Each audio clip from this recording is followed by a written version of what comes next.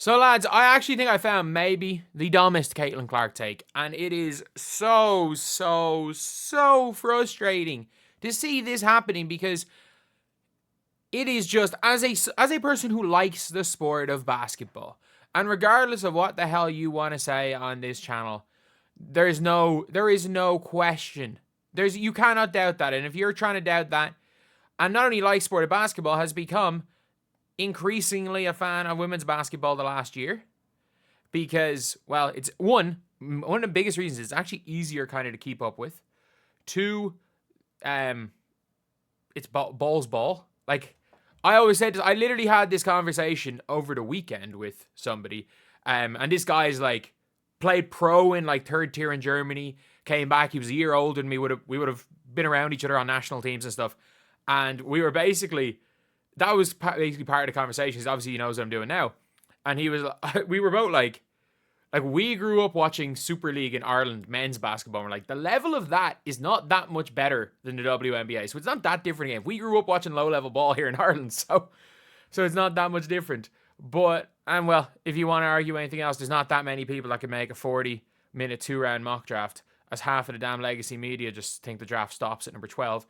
Either way, though, we can stop all that right now because we have to talk about one of the dumbest Caitlin Clark takes. So, we all should be, I think we can pretty much all be in agreement with this. The only thing, winning only matters at the current level you're playing at. Like, you only start to look at how someone wins. Like, nobody gives a damn. Like, obviously, when we're talking about the Hall of Fame, but when we're talking about the NBA legacy of Carmelo Anthony, him winning at Syracuse doesn't matter. Like, that, simply put, does not matter. And we always look at things in that way, where it's like, once you go to college, what you did in high school doesn't matter. Once you go to high school, what you did in middle school does not matter. As you're younger. Because if we're judging people by how they were at their youngest point, and we just want to keep going with that, then Julian Newman is a freaking star. Like, Julian Newman was one of the best middle school players in the country his age. And, like, his age has produced, well, I'm pretty sure Paolo Banchero is his age. So, obviously, like, and that's one of the things. And not only that, like, it doesn't really matter that much. And it's also, you got to be factually correct with some of the stuff. And also, like, losing in the past doesn't matter. Neither does winning when you're talking about the present. And it's very different when it's like a player, say, they're 31 and they've had the opportunities. Because obviously, look, you're not going to hold not winning a ring against a Dame Lillard because you never had the opportunity in Portland. You're never going to hold winning a ring against certain players because they never really had the opportunity, but they were never meant to do it. But this is the dumbest argument. I can't even find the original tweet.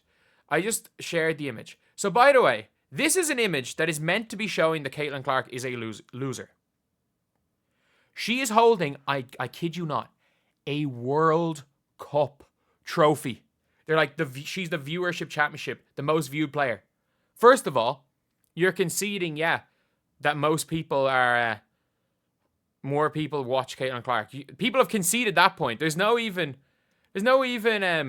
argument there, and like, that is obviously factual. Like, there is never, and I'm not joking when I say this, there has never been a player in a sport who, when they show up versus the next biggest player, double the people watch outside of maybe Tiger. Outside of Tiger. And if you want to say Serena, I'm sorry.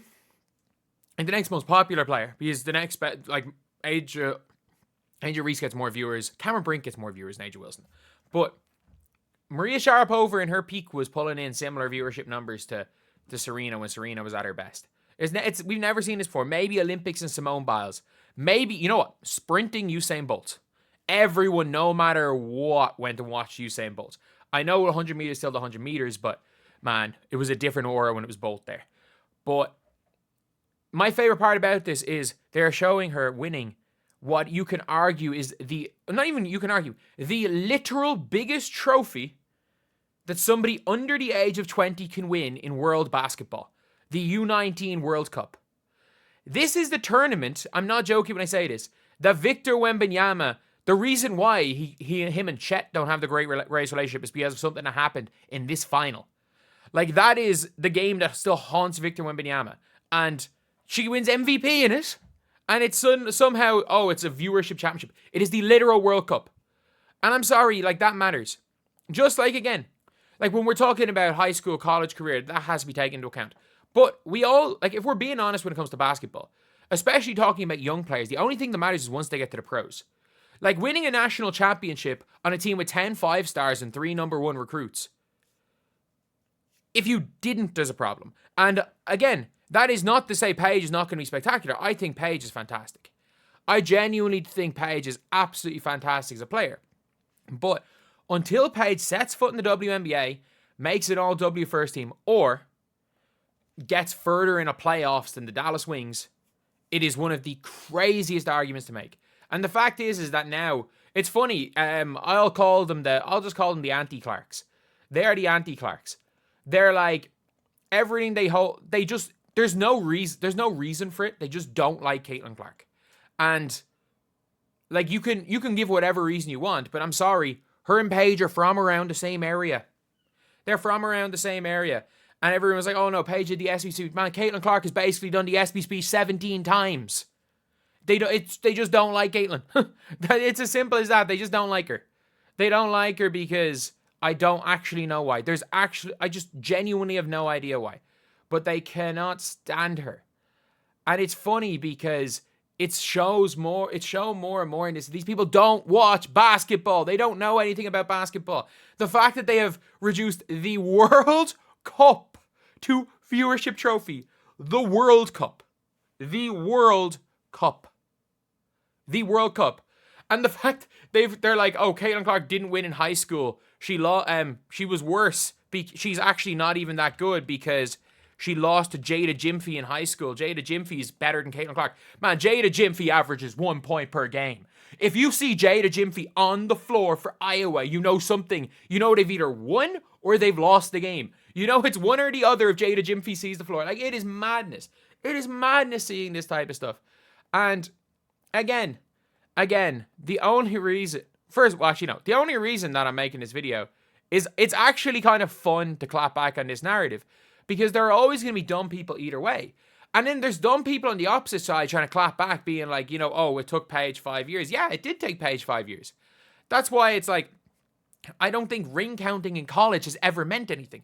I'm sorry, like, if we look at best players to win rings in college, if I'm not mistaken, like Haley Jones was the best player on a team. I need to see the Final Four MOPs. I need to find who the Final Four MOPs, the list are. And if you're looking at this list, Chloe Jackson, Haley Jones was the MOP. She was the MOP. Stewie won it 4 times. Griner, fair enough. Danielle Adams, Maya Moore, fair enough. Tina Charles, Candice Parker, Laura Harper, Sophia Young, Taurasi won it twice. Swing Cash. So again, there's a lot of good players. But like, some of the greats, all-time greatest, aren't here that much. Maya Moore is only there once. She's only there once. Maya Moore played on one of the most stacked teams ever. Like, she didn't win all 4 years. She might be the GOAT. Taurasi might be the GOAT. Probably is the GOAT. Didn't win all 4 years. Like, all of these players, like, it matters where you go. And, like, you congratulate people for winning in college. It's an incredible achievement. But as soon as you leave college, it no longer matters. Like, I'm sorry, Haley Jones winning as most outstanding player in 2021 does not matter when she's riding the bench for a mediocre Atlanta Dream team. It does not matter. Chloe Jackson is not in the league right now. She's not in the league. She's my age. She is a month older than me. And she was the 15th pick in the draft, played 8 WNBA games. 8 games is all she played. The fact that she has a natty does not matter. Nalissa Smith has a natty. Like, she has one. She is one. And then, like, it's the dumbest argument ever. Like, I said, I fully believe Maddie Siegrist yesterday is better than Nalissa Smith. And they're like, Nalissa Smith,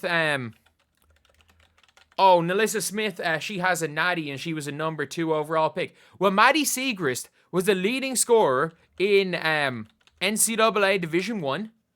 got Villanova, who haven't made the tournament since she left, to the Elite Eight, I think. They were either the Elite Eight or the Sweet 16, and was the number 3 pick. And look, Maddie Seegers last season did not shoot the grace from 3, I'll admit that. But 10 points per game in 24 minutes per game.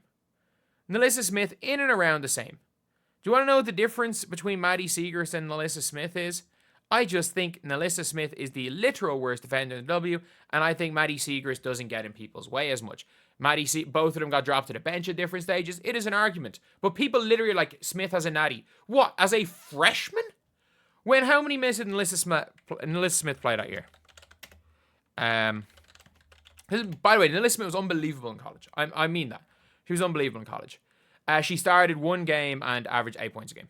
Like, she came off the bench, and people are saying that's the reason why she's better than Maddie Seegers. She came off the bench 6 years ago. So that's an argument. It is the dumbest shit I've ever seen. Like, people are like, oh, Cooper Flagg sucks even with Natty. He's 18! He's 18! He's playing against grown-ass men because of the freaking portal, because of the COVID years, because of everything. He's playing against grown-ass men.